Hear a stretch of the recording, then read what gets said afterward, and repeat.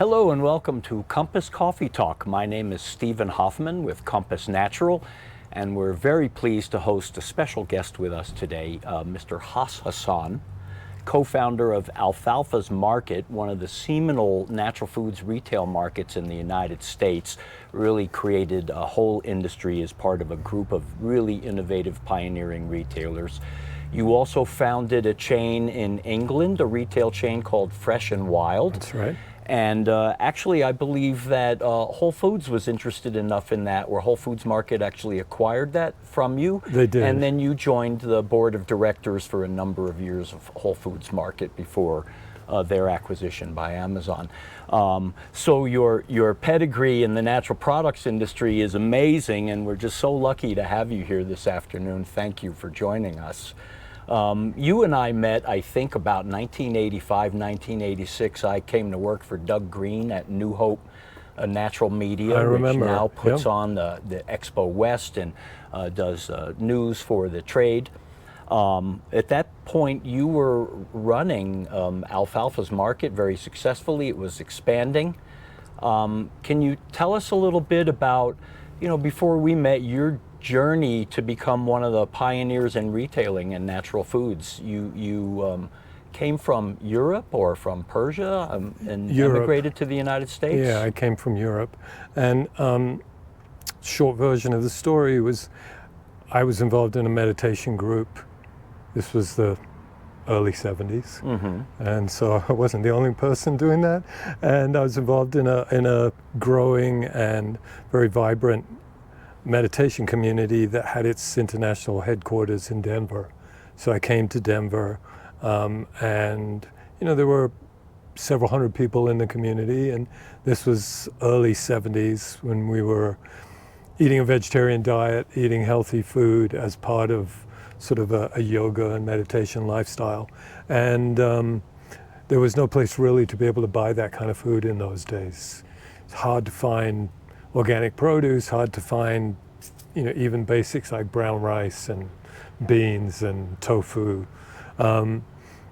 So as part of that community, I was living in that community, I started running a food co-op to provide for the members of that community. And it was in Capitol Hill, which was down in Denver, a very vibrant neighborhood. And so a number of industry founders came from this group. Yeah, Mark and I, Restoff and I met there. I think Joan Boykin and Joan Boykin was part of that community. Yeah. Yep.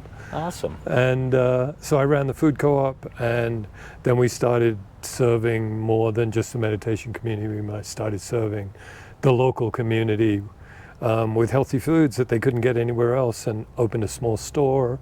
And so the demand was there. Demand was there on a very different scale, obviously, than today.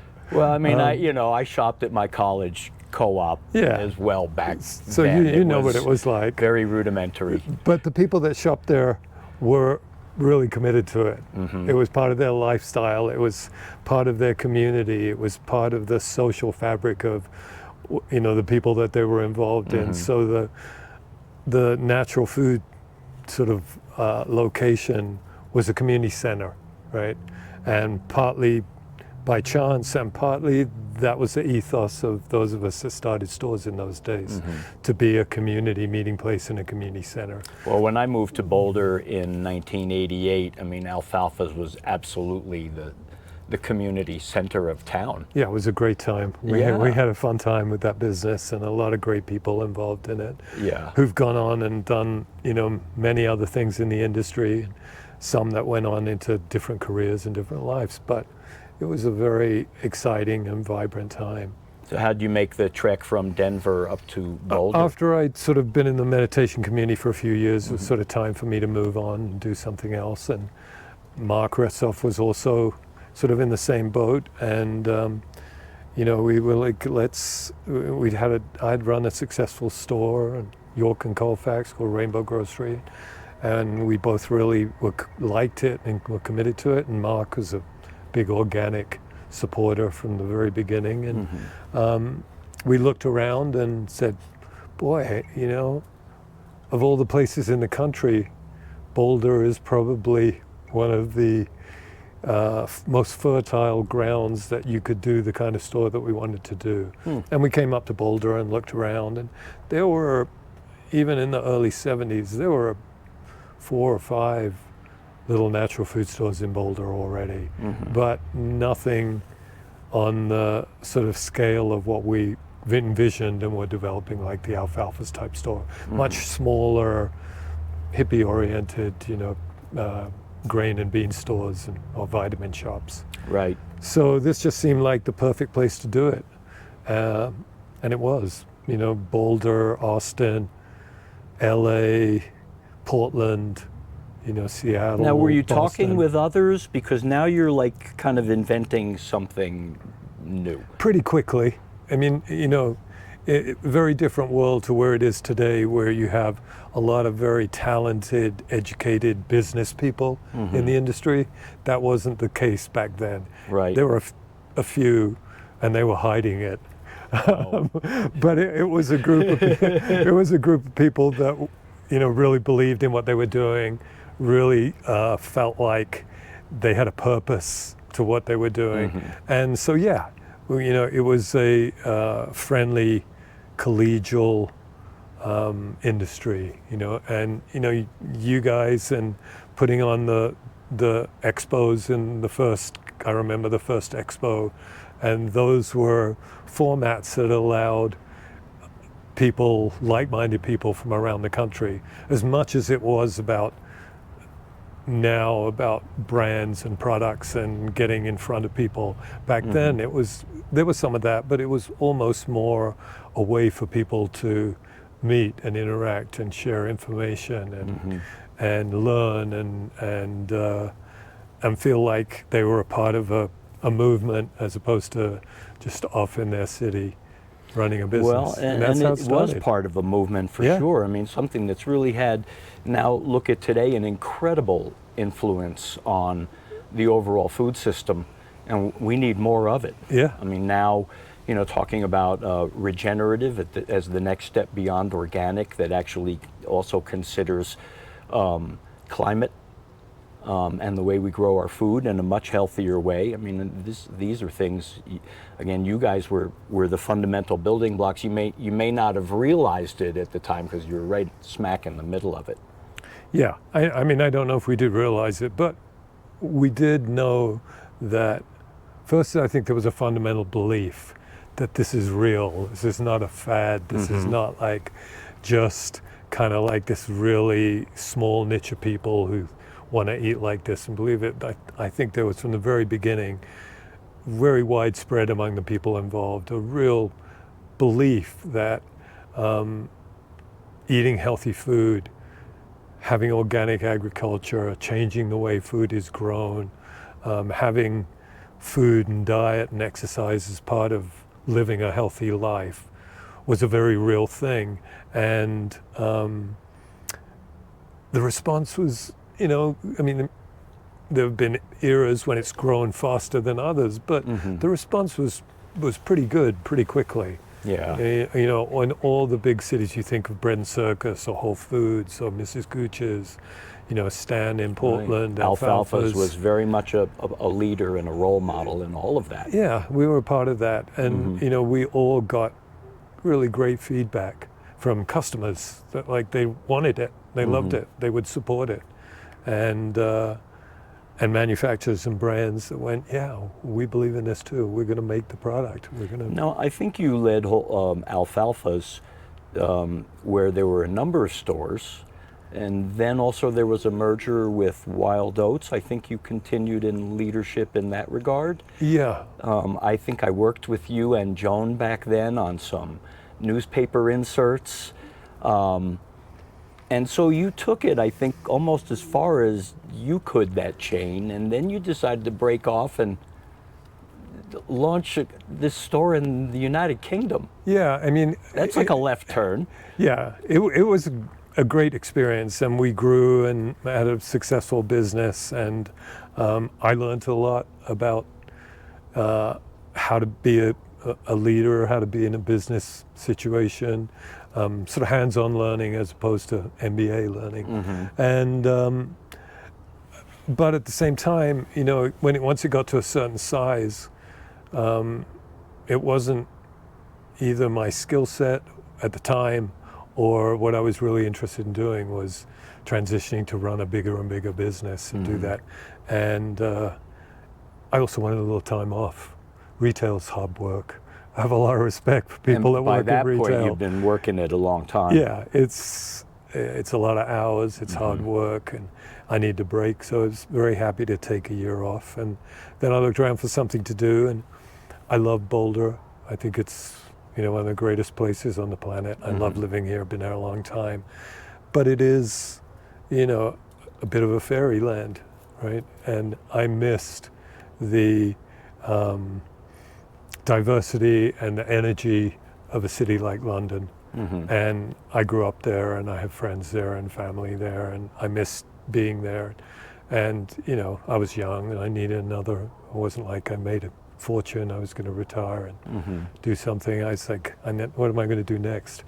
And the idea of taking what had developed here and doing it in London was really appealing.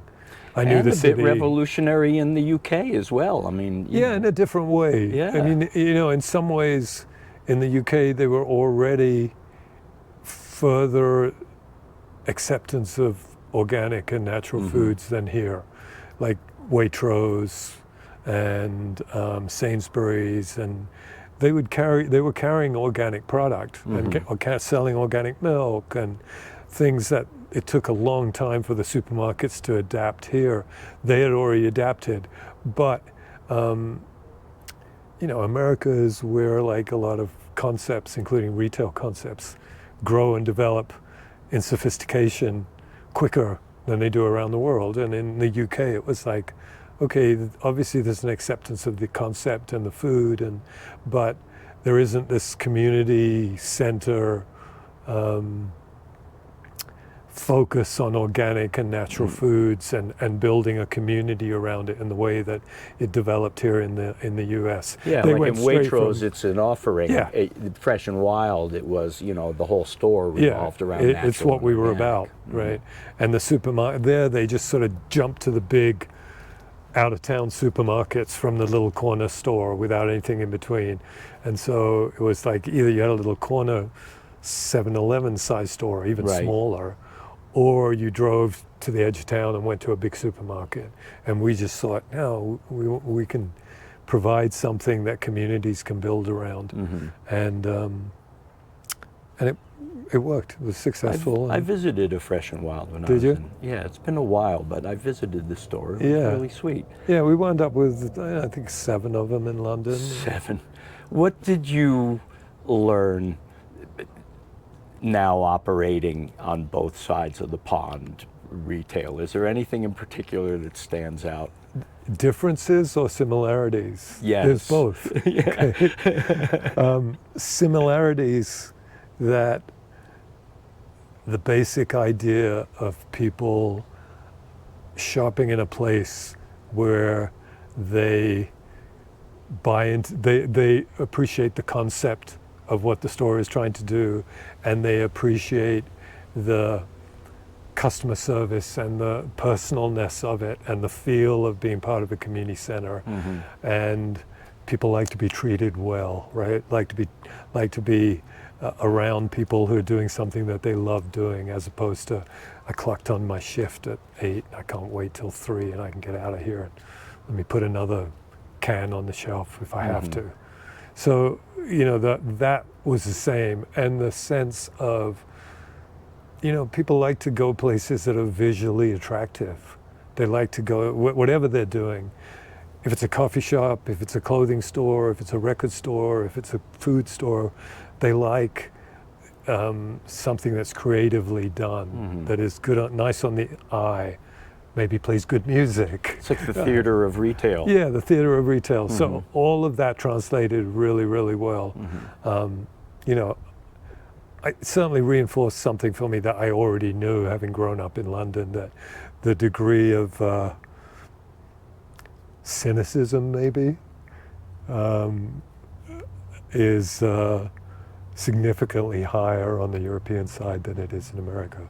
people in America are a bit more open to new ideas and rooting for sort of the new and the better and success. And people in Europe have a little bit of the, I like the way it used to be, and whatever is sort of the new and supposedly better. Yeah, it's not really. Which is fun. They're I kind more of have some of reserved that. in their decisions. Yeah, I grew up there. I have some of that. I mean, started with one store, I think, when you bought the store, and then built it out to 7. Yeah. And can you speak then to kind of transition into being involved from there? Now, Whole Foods market garnered interest in what you were doing in England, and I mean, I'd always your known the Whole leadership Foods there. people, you know, and we'd always been friends, and John and Walter, Glenda, all of the people from the beginning, and you know, Whole Foods was also in unbelievable era of growth and development and success. You know, they just had hit with the right execution of a really great idea at the right time, and under John's leadership and Walter's, they're just killing it. You know, opening those stores in New York City that were doing millions and millions a week, and putting the industry in front of, you know, people in New York and in finance in a way Really that, in front of Wall Street. yeah, that had never been done before. And they were also, you know, excited about expanding internationally. They expanded into Canada and into Europe. And because we had a similar approach and culture and philosophy about food and about how to treat people and how to build a business and how to have a real purpose in what you do, they came, approached us and said, hey, we want to be in London. We love the opportunity here, and you know, we like the base that you've built and the team that you've built, and the stores that I have were way smaller than Whole Foods. You know. But you had We were built a small, community, urban. a customer base, a brand. We had a name and a brand, and we had good people, and it was a nice base for them to acquire and then grow and develop. And you know John.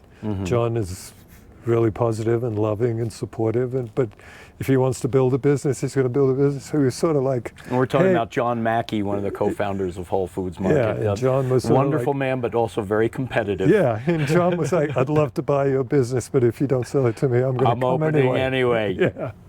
That's So- not the first time I think we've heard that story. Yeah, and the timing was great for me, and it was great for all the people in Fresh and Wild, because you know, you want an environment where people can grow and develop, and professionally as well as the industry and the business. And to be a part of Whole Foods in that growth time and culture was a great business opportunity for a lot of people. It made a lot of sense. And you had a seat on the board, correct? How long did After you serve? that, I came back. I commuted between Boulder and the UK for about 7 years. And then I came back to Boulder, and John asked me if I would like to join the board. And they had a very strong board with good financial and business acumen, but I think it was helpful to have people with industry and retail background and experience to help balance sort of the viewpoints. Right. And I've always gotten along well with all of them. And so John said, would you like to join the board? And I was like, yeah, sounds like I'd love to be a part of Whole Foods and that culture and that business. And I was on the board for 14 years. Wow. Up until we did the deal with Amazon, and then the board dissolved. And that's a whole other chapter now of Whole Foods Market and Amazon. Yeah. And I imagine from there now, I understand you I don't know if you took some time off, but now you're advising. Are you involved in some? Well, during the natural food time that I companies? was on the board of Whole Foods, I was also involved in investment fund, small investment fund in Boulder, made up primarily of people from the industry, Barney, Was that Feinblum. Greenmont? Yeah, Greenmont. Okay. So I was involved in that, started sitting on boards and sort of trying to take both my industry experience, but also my founder business growth and development experience. How do you stay with a business that you found and grow personally and develop as the business grows and develops? So you don't have to always have this cycle of, hey, I founded the business, now it's grown to a certain level, I'm out, and some professional business person is involved. So trying to help people understand how to navigate that, how to grow in How to that. grow with their businesses. Yeah. So I started doing that, and over the last 20 years, I guess I've sat on about 25, 30 boards, and I'm still on half a dozen boards in the industry. That's a lot of work being on half a dozen boards still, I think. Yeah, but I like being active. Yeah. I like being involved. I like working. I like being around energized, creative, purpose-driven people. And I agree. being on the board allows me to do that. And, you know, I hate to say it, but I'm usually the oldest person in the room. I try to disguise it as best I can, but I love that, being involved in multiple generations of people and working together. And That inspires me as well, Hass. Yeah. I love working with younger people, and Yeah. I think the combination of, you know, wisdom and knowledge gained over years in a career, helping someone with this energy and mission and passion and enthusiasm build sustainable success. yeah. So what are you seeing out there that's inspiring or exciting for you, you know, or where should we be focusing today? You know, it's a good question. I've kind of thought about it a lot, because there's, and I don't mean to be critical in this, in the way I say this, but much of the industry, I mean, the industry's so big right now. You just taking the retail side, it's gone from, you know, if you had a store that was doing $5 million a year, that was a really good was store. huge, right. Yeah. Now, you know, I'm not sure, but I'm sure there are stores that are approaching $5 million a week, right? And the scale is just enormous. And, you know, you can look at the data about the organic natural industry. You go to the show and you see how huge it is. So on the one hand, there's this continual machine that creates new product, new brands. There's funding for it. There are smart business people behind it. There are young ideas people and founders. And so you've got this one side of the business that's very much about sort of feeding the demand and better for you product, but it's a growth and development of sort of this base that's there.